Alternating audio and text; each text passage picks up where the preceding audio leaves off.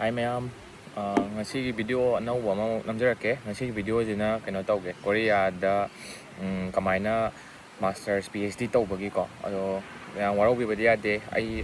atopa subject kumbagi di am kana khangdre ba ko atopa la aduna specifically just science and engineering dangi oina hajarage ba. Aduna Korea gi research tauba dai di moi gi funding kumba jo ayambana science and engineering da ayamba pi ba ko. Aduna Korea da kaigumba masters or either PhD tauba lak ning taragadi karamba scholarship tharaga kamain toraga lakpa yage do karma mawngda aduga amaga ju ko ai video je haude kanda haja hoge bachelors ki di ai kitang budi khange do yam khangbo de dona bachelors ki question leraga di yaraga di hangbirakanu ayambana masters ga PhD ki dangi hangbirao ko bachelors ki ko yang ngawe ko 12 hek loiraga lakpa gi sigi process di san amna angang oi kanda gi amna sangba process ama preparation ama changak panina duna masters PhD na lakpado kitang hena laidana chawrakanda isana kaino loina bap tarakana lakpanina aduna process to khetnabanina ai master PhD dangi ju hajarage si video sida aduna magi way je ahum lei bako scholarship thaba sida mayam ama lei adu aina ngasi hayak tu topic ahum cover tawge bako University of Science and Technology scholarship haiba ma lei ba moigi adu si kamain tawda ke hair kanda moigi Korea gi research institute mayam lei ba ko India da lei ba doina some higher kanda moigi Institute for Chemical Engineering, the Institute for Chemical Science, the Institute for any sort of department ama heta haitare more specific oiba research ama tauba aduda research tawduneba ko university ama da class attend tawraga UST scholarship haije moigi leriba research institute myam ama sida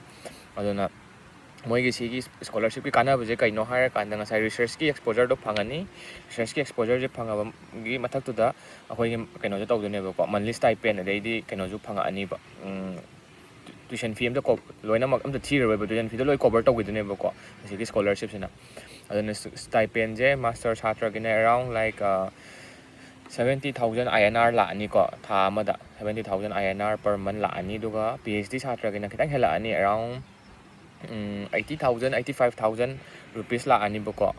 per tha amada ko koi gi stipend je aduna si paisa je dum lem pana kona rani dana ko hingbagi di ko hingbagi chu leire do isa gi keno saving ke ka gi hai tare ne independent oina hingbagi di nongai na hingba yar ni ko si gi kaigumba scholarship si gi si stipend je ang taragadi aduga sigi opportunity ayamba lerijina science and engineering gi stream khodimak loi leire ko natural science tagi hauraga loina mak applied science oigera daidi engineering oigera loina mak mechanical civil nuclear alaiba electrical loina mak si thaba yai ko aduna sigi website ai horen ai si nakan thoksa halamge yam yengbiyo ko na magi jo matam leibane ko si apply tawbagi adu jo moi website tu phajana yawbane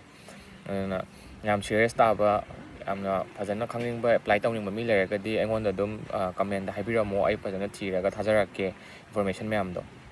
mathang dana IST hujikidana aina haibe mama ahan ben UST ni ko mathang gi jana IST scholarship IST hai jana kamain tawge hire kanda Korea da university hujiki oina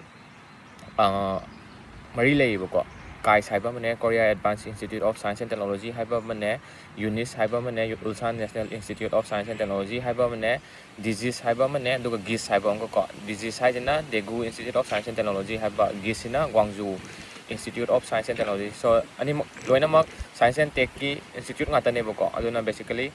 atopa stream gi am kan leitre science and tech ki ngata ne habdo ina si sama nei ngasai opportunity do sinang mu research lab ta thabak tawbagi mahutta sida university ki professor amgi makhada professor dogi lab mamloi leini bako magi lab to research tawdune bako aduna sina kamain tawge hire kan university masada dum class attend tawrani duga university dum ngasai gi laboratory do leirani laboratory do adum research tawrani targa ju sigi institute mari ju loina research oriented ngata ne bako ngasai gi akhoi gi course work kumba laik pa ba dai exam tha ba adugumba do keno yamna kanna priority yam kanna piru bako yamna research ta priority pirakani bako research priority pirak pa hire gadi nangi ngasai gi masters oigera PhD oigera nangi particular oiba department dugi nangi ngasai gi particular oiba stream dugi nangi area of research ama khangani adugi area of research tu da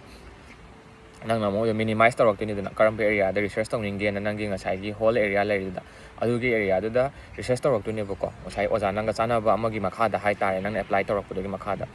sigi ju chama nei sigi ju admission haitare ani thokna leibako chahi amda anirak lawe India ga manade ko moigi spring haiba mane spring semester intake haiba mane fall intake haiba mane aduna sigi horen website to tholamge ko sigi university mari jigi magi university gi website mari do ko aduna kaigumba sigi maramda yamna ka hena khangning ba leraga di sigi de ngon direct adum personally oina adum contact to birasu yani ko si aina hoji leijari je unis hariba university ji dane ko aduna particularly oina unis ki maramda khangning mi yauraga di comment tausan biramo aduga aigi phone whatsapp number natragana atopa information email gumba share tawjarake aduga adum paw phawna ba yani ko aduga kwai last ta aina haidujena hojiki do leigredana ko adugi hayeng ai mayam gi kaino gi matung inna kai ba mayamna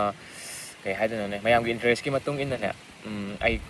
video je hayeng phajana kamaina thani kamaina tor thini oja do kamaina tor changni do amu no ma full lo namjarake ba ko mayam gi interest video je aina ngasi thaga chari je mayam gi interest laibra laitabra sumba akoi manipur di swaina academic ki ka je kitang ka mi bangna yengan didana ko adana hana phajana laibra yengi ke tawbun hebo ko mayam gi response do kitang dum phaja taraga di ai gi mi yam yam ba natra ju khara phajana dum response pang taraga di yam in detail oiba video do mu namjarake phajana ado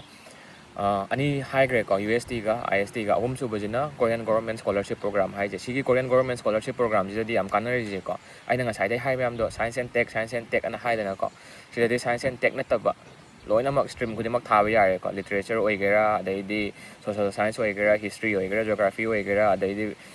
business ki oigera loinamak tharak pa yare ba sigi government na moi Korea government na pibe scholarship to nebo ko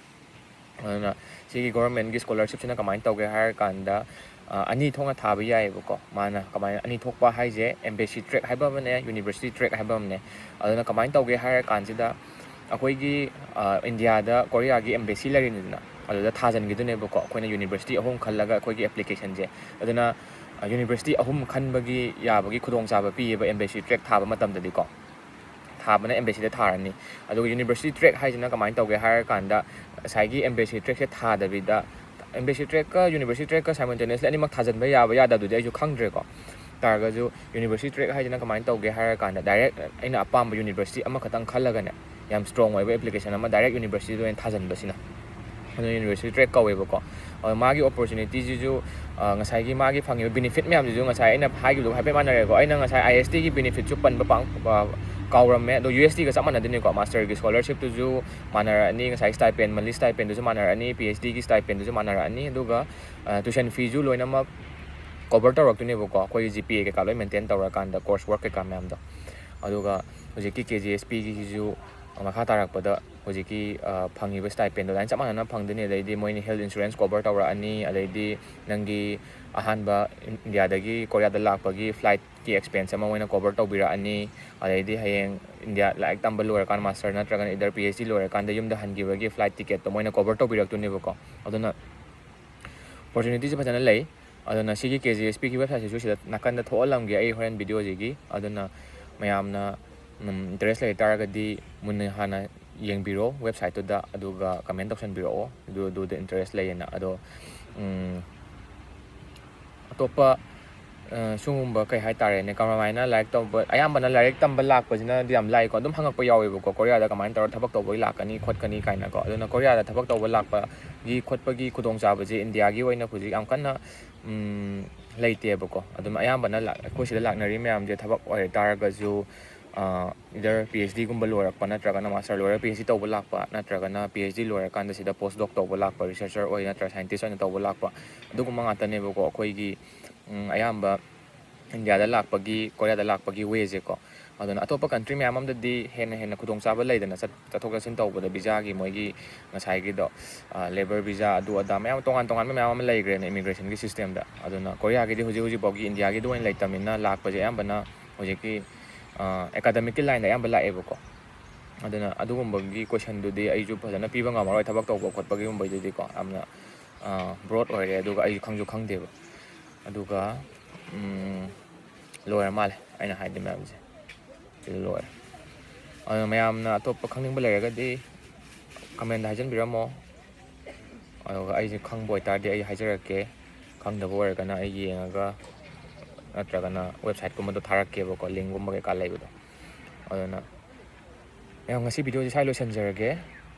ꯌꯥꯝ ꯅꯨꯡꯉꯥꯏꯖꯔꯦ ꯃꯌꯥꯝ ꯉꯁꯤ ꯚꯤꯗꯤꯑꯣꯁꯦ ꯌꯦꯡꯕꯤꯕꯒꯤ ꯑꯩ ꯉꯁꯥꯏ ꯋꯥ ꯉꯥꯡꯉꯤꯀꯥꯟꯗꯁꯨ ꯅꯨꯡꯁꯤꯠꯀꯨꯝꯕꯁꯨ ꯈꯔ ꯁꯤꯠꯈ꯭ꯔꯦ ꯑꯗꯨꯅ ꯃꯈꯣꯟꯒꯗꯣ ꯈꯔ ꯁꯤꯠꯆꯜꯂꯝꯗꯧ ꯃꯥꯜꯂꯦ ꯑꯗꯨꯅ ꯑꯇꯣꯞꯄ ꯋꯦ ꯃꯌꯥꯝ ꯑꯃꯁꯨ ꯂꯩꯀꯣ ꯀꯣꯔꯤꯌꯥꯗ ꯂꯥꯛꯄꯒꯤ ꯍꯧꯖꯤꯛꯀꯤ ꯃꯥꯁꯇꯔ ꯄꯤ ꯑꯩꯆ ꯗꯤ ꯇꯧꯕ ꯂꯥꯛꯄꯒꯤ ꯑꯩꯅ ꯍꯧꯖꯤꯛ ꯍꯥꯏꯔꯤꯁꯦ ꯆꯥꯎꯔꯥꯛꯄ ꯑꯍꯨꯝ ꯈꯤꯇꯪ ꯀꯣꯚꯔ ꯇꯧꯕꯅꯦꯕꯀꯣ ꯑꯇꯣꯞꯄ ꯃꯌꯥꯝ ꯑꯃ ꯂꯩ ꯑꯁꯤꯒꯤ ꯌꯨꯅꯤꯚꯔꯁꯤꯇꯤꯁꯤꯗꯪ ꯇꯝꯗ ꯌꯥꯗꯦ ꯍꯥꯏꯕ ꯂꯩꯇꯦ KGSPꯗꯪ ꯊꯥꯗ ꯌꯥꯗꯦ UST ꯑꯗꯩꯗꯤ IST ꯍꯥꯏꯕ ꯂꯩꯇꯦꯕ ꯑꯇꯣꯞꯄ ꯋꯦ ꯃꯌꯥꯝ ꯑꯃ ꯂꯩꯌꯦꯕꯀꯣ ꯀꯃꯥꯏꯅ ꯇꯧꯔ ꯂꯥꯛꯀꯅꯤꯅ ꯑꯗꯨꯁꯨ ꯅꯣꯡꯃ ꯃꯇꯥꯡ ꯆꯥꯕꯗ ꯅꯝꯖꯔꯛꯀꯦ ꯃꯌꯥꯝꯒꯤ ꯔꯦꯁꯄꯣꯟꯁꯇꯨꯒꯤ ꯃꯇꯨꯡ ꯏꯟꯅꯀꯣ ꯑꯗꯨꯅ ꯉꯁꯤꯒꯤꯗꯤ ꯃꯌꯥꯝ ꯁ꯭ꯋꯥꯏꯗ ꯂꯣꯏꯁꯤꯟꯖꯔꯒꯦ ꯑꯩꯒꯤ ꯚꯤꯗꯤꯑꯣꯁꯦ thank you so much for watching my video ꯑꯗꯨꯒ ꯑꯇꯣꯞꯄ ꯀꯔꯝꯕ ꯃꯈꯜꯒꯤ ꯀꯟꯇꯦꯟ ꯁꯦꯝꯃꯨꯒꯦ ꯍꯥꯏꯕꯗꯨꯁꯨ ꯃꯌꯥꯝꯅ ꯀꯃꯦꯟꯗ ꯍꯥꯏꯖꯟꯕꯤꯔꯝꯃꯣ thank you so much bye by